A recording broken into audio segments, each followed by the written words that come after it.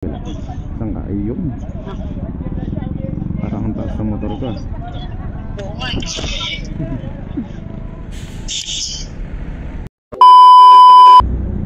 Sa unahan ng jeep. Sa unahan ng jeep, ibababa si Dada.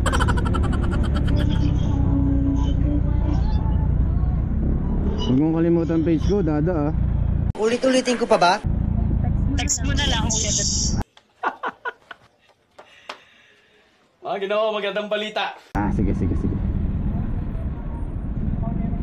Kabila. Saan ka? Ayun. Parang ang taas sa motor ka.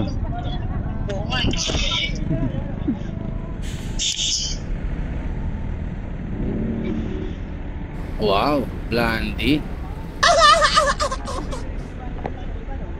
Uy, umugot pa yata ng pamasko si ma'am. Hindi makuha-kuha yung buo.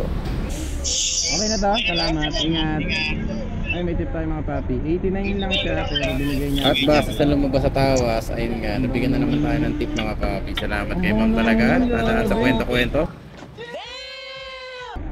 Ganun.